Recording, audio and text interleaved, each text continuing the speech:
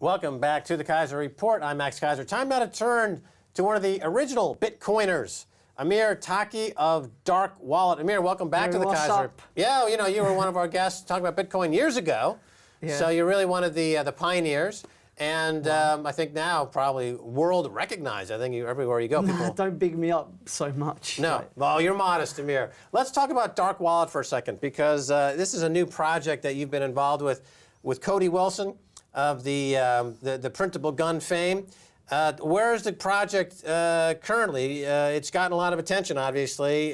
There was a BBC interview with you recently talking about this. It's got a lot of people nervous. It's got a lot of people excited. What's going on? The thing to realize about Bitcoin is many people, when they come to Bitcoin and they see Bitcoin, they're very much stuck in that framework of how the things are. And Bitcoin is really not an improved payments mechanism. You know, the fees are not cheaper than credit cards. The transactions are slow. There's no consumer protection. Really, what Bitcoin offers is something deeper than just merely a way to transfer money around. Bitcoin is global. Bitcoin is anonymous. Bitcoin, well, it can be anonymous. It's uncensored. It's decentralized. You know, and okay, so let me jump in. So in other words, the focus so far has been on Bitcoin as means of merchant processing and as a currency. So what I'm hearing here is that those are overstating the case. There is a deeper significance to Bitcoin. We have a deeper vision of what Bitcoin is really about. Okay, and the Darkwallet gets into that deeper vision, correct? Yeah. It's, okay, so what is it specifically? It sounds like a place I can store my coins anonymously. That's my first glance at it. Tell us about the actual, what is Darkwallet? Well, for now, it's just a simple premise. We're building the foundation that we can later go and innovate on top, and next year create a lot more crazy things. But at the moment, it's just about a wallet where you have your privacy, you can maintain the integrity of your transactions. And anonymity is really important for free speech, because it's like, oh, you can do whatever you want. Just tell me your name and your address. And we're looking at Bitcoin with a longer term, for long-term gain rather than short-term profit, about what you can do and the things that we need to live. And there are a lot of people in the Bitcoin space who are like looking at Bitcoin from this techno-utopic vision about like, oh, the humans like managed by technology. But I spend a lot of time like with all these different movements and different things that people are trying to construct to be able to live, like the different cooperatives around Europe and different projects. And I see real problems, and my mindset is one of looking for what are the problems, what are the tools that we have to solve those problems, what are the solutions we can create to solve real use cases. And so that is what I'm thinking about, like the tools that we can equip people with to be able to live. Let me jump in, because recently a comment from FBI. The FBI was saying that they're really upset because the new Apple phone offers a level of encryption that they didn't offer before, and the FBI, presumably, a lot of people are questioning whether this is true or not, but they're saying, the FBI is saying, we can't hack into these people's phone and know exactly what they're doing. At the same time, you're presenting Darkwallet, which is offering a wallet, offers some anonymity, and you know, you were the subject of a hit piece by the BBC's Click show, where they basically slandered you and smeared you. And remember, BBC is the same organization that Paul Mason, one of their retiring journalists, called an outright propagandist.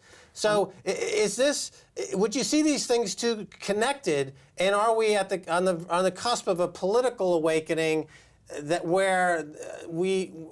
you're kind of birthing into existence, technologically speaking, if I may say that? It's a long-winded question, but your thoughts? I'm very disappointed in the BBC because they toned down my rhetoric a lot. And the thing to understand about ISIS is there's a Guardian article which is going, the concept of ISIS is a profoundly contemporary one.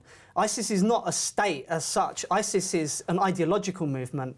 And now with the way that if you look in the last decade, there's been, you know, there's been political turmoil and protests in like Kyrgyzstan, Georgia, Russia, Ukraine, you know, Iran, Syria, Lebanon, Egypt, in Italy, in Spain, in Greece, in London with Occupy and Occupy in the United States, the Tea Party, the protests in Chile, in Brazil. The whole world is going nuts, and we're seeing the emergence of these new parallel power structures in no small part because of the internet, but also about the confluence of different environmental factors and the political climate. You know, the whole Ponzi scheme is collapsing of the economy, the stuff with the ecology, like where really a lot of our food sources or our health even is under threat. You know, and the rise of fascism in the States. There's been this kind of illusion since the end of the Second World War of the great grand society and a big institution, and that somehow the people inside of that who are neutral and we have the awards, we have the qualifications, and we are the neutral arbiters on behalf of the big society, and that each person votes through that, you know, and that somehow these big democratic institutions manifest the will of the people. And let me jump in. So let me rephrase the question, and I'll ask it in this way: Can you fight a hierarchy, or can you fight a network, a distributed network with a hierarchy? And the reason I ask this is because the Al Qaeda, the terrorists that were popular a few years ago, it means, I believe, it translated roughly into the network. And it was a very loosely based network, but they had one central figure that eventually, you know, was taken down. Then you have this ISIS group, which is more fragmented. It's over 2 different states. There's a very small group, but they have wield a lot of power. Then they just created a new one. The name even escapes me, the Marmites or something, Marmite swilling types, and it's even more diffuse. But these networks that are spread out and decentralized, there's an attempt to go after them using hierarchical powers, top-down powers, bombing from the air. Doesn't it make sense, Amir Taaki, that if the enemy or if the groups you're fighting against is a network, then the only way you can meet that force is with some kind of network? So doesn't Darkwallet in its distribution of payment system, isn't that kind of what government should be praising that and seeing that as a possible solution instead of condemning it? The thing to understand is the fascists, whoever they are, they always have the resources, but we have imagination and creativity. And we are making the tools with imagination of what's possible. And Bitcoin is a really interesting case study for if you want to see how this mindset emerges. You know, when people start to say, okay, we are going to go into the system. You know, there's this honey badger meme that Bitcoin is impervious to change, that Bitcoin is like a thing that would just go into the system, and in fact, without recognizing actually that technology is very much a social phenomena, and it's not like one person, one vote. It's different power groups with different amounts of power. And when we talk about Bitcoin, we cannot divorce the socio-political rhetoric from the technology. There's a lot of people who make the argument that goes something like this: Bitcoin is neutral. Everybody can participate in it. Therefore, Bitcoin is politically neutral, which is you cannot say any technology is politically neutral. The thing that separates man from the animals is that man, rather than being content to be a figure moving through the landscape, is a shaper of the landscape.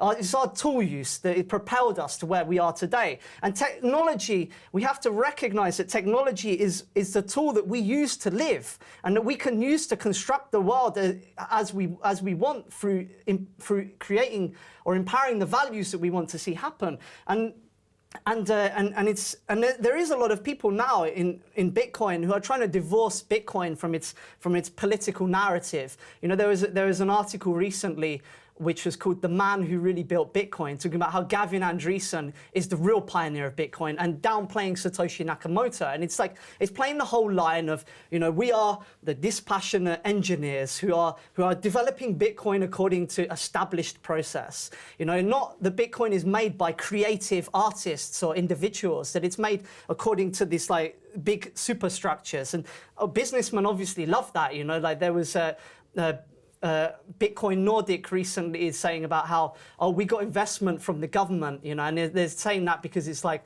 okay, we want to get in with the government because then the government's going to give us more better favors to allow us to operate in this market. Okay, let me cut it. A lot of people seeing themselves as being like some libertarian ninjas that's going into the system and we're going to destroy it from within, without realizing they are party to that process of assimilation for how Bitcoin, for giving the foot in the door for the different forces that co-opt Bitcoin. It is not about this or that big decision for how Bitcoin gets co-opted. It's actually about the day-to-day decisions, the everyday decisions where you're not sure between this or that one. It's a different shade of grey. And once you go down that path, it becomes easier to go down there again and again and again until some point in the future you look back and you see, okay, we have a gov coin or we have a corp coin, and there is not. People always talk about Bitcoin in terms of the final victory when the dam bursts and the water flows, but that is completely false. There is no final victory, you know. People always used to talk about the year of the Linux desktop, which never happened, you know. And Esperantists always talk about the Fina Venko, the final victory. The thing is we may win individual battles, but it's very much about the process or the struggle, you know. And it is the nature of human beings that we lie and we cheat and deceive. But also human beings who do not lie and cheat and deceive will find each other, and because they are not lying and cheating, deceiving each other, when they work together, they're more efficient. And it's very much this finding the process that's what's really important, and being part of the continual striving towards making the things with more human values, about getting back to what it really means to human spirit, because we need to recognize that humans are not neutral. We are not robots, and I trust in that guy because he inspired me, because I like his values, you know. And if we want to make the things serve for ourselves, we need to make the things between ourselves mutually, one to the other, you know. Because if we're always going to have to be trusting in that guy in these temples of power, then they're always going to treat their circle better first, and then the guys around them, and then you're on the outside of that. Okay. Well, let me. So just to finish, my point is that for the BBC or for the government to say Darkwallet's anonymous and bad guys can use an anonymous wallet, therefore it's bad, misses the entire point that you've just very brilliantly articulated, that there's a whole world of opportunities there that people can dig into, and it can be transformative in a way that this government and others simply are ignoring because they're wed to the old methodology. We only have about 30 seconds left. Now, when you started doing your Bitcoin conferences years ago, I was privileged to be at one of the early conferences of Amir Taaki. Oh, thank you. And but since that time, it's taken on a more corporate tone. The conferences these days are full of investment bankers and guys from Silicon Valley. Is Bitcoin going to survive this wave of beige and khaki pants? You know, there's always some process of assimilation to some degree. It's just like to what degree that happens, you know, and how much do we preserve the integrity of the principles of Satoshi Nakamoto. And we have to also be unyielding in our striving towards our vision or with our imagination. We'll cut her off there. Thanks so much for being on the Keiser Report again. Thank you. Bye, y'all. All right, well, that's it for this edition of the Keiser Report with me, Max Keiser, and Stacey Herbert. I'd like to thank our guest, Amir Taaki of Darkwallet. If you'd like to get in touch, tweet us at Keiser Report. Until next time, bye, y'all.